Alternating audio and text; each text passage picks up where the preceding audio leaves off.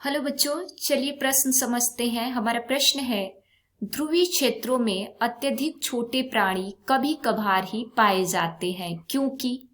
हमारा पहला विकल्प है, छोटे प्राणियों का सतही क्षेत्र उनके आयतन की तुलना में अधिक होता है, इस कारण बाह्य तापमान ठंडा होने पर वे शरीर के तापमान का बहुत शीघ्रता से ह्रास कर लेते हैं।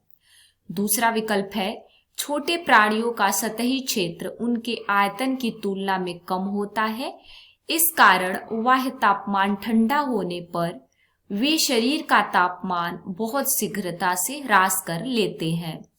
तीसरा विकल्प है, शरीर का कम आयतन आंतरिक ऊष्मा उत्पादन को बहुत कठिन बना देता है।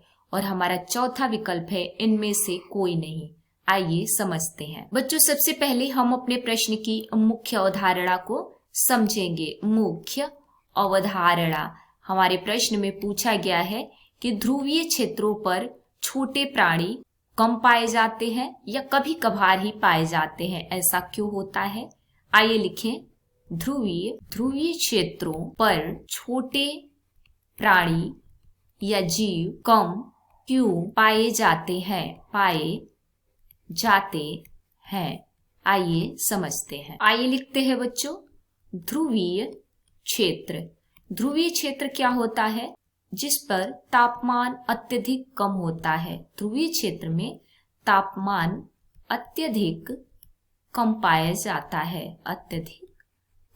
जाता है। अब बात करें छोटे प्राणियों की बच्चों, छोटे प्राणियों की, तो जो छोटे प्राणी होते हैं उनका सतही क्षेत्र अधिक होता है। क्या होता है, सतही क्षेत्र क्या होता है, अधिक होता है, और आयतन कम होता है। छोटे प्राणियों के सतही क्षेत्र अधिक होता है तथा आयतन कम होता है। इनमें कार्बनिक पदार्थों की मात्रा भी कम पाई जाती है। जो छोटे प्राणी होते हैं उनमें कार्बनिक पदार्थों की मात्रा कम पाई जाती है, और कार्बनिक पदार्थों की कम मात्रा की वजह से बच्चों ये अपना आंतरिक ताप नियंत्रित नहीं कर सकते, और जिसकी वजह से ये ठंडे क्षेत्र में रहने के लिए अनुकूलित नहीं होते।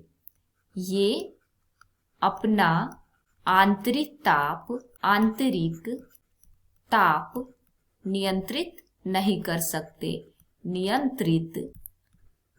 कर सकते, इसलिए ये ठंडे क्षेत्रों में यानी कि ध्रुवीय क्षेत्रों में रहने के लिए अनुकूलित नहीं होते। तो हम अपने विकल्पों को समझें तो हमारा जो ए विकल्प होगा वो सही हो जाएगा कि छोटे प्राणियों का सतही क्षेत्र उनके आयतन की तुलना में अधिक होता है, इस कारण बाह्य तापमान ठंडा होने पर वे शरीर का तापमान बहुत शीघ्रता से ह्रास कर लेते हैं, जिसकी वजह से ये ध्रुवीय क्षेत्र में बहुत कम या कभी कभार ही पाए जाते हैं।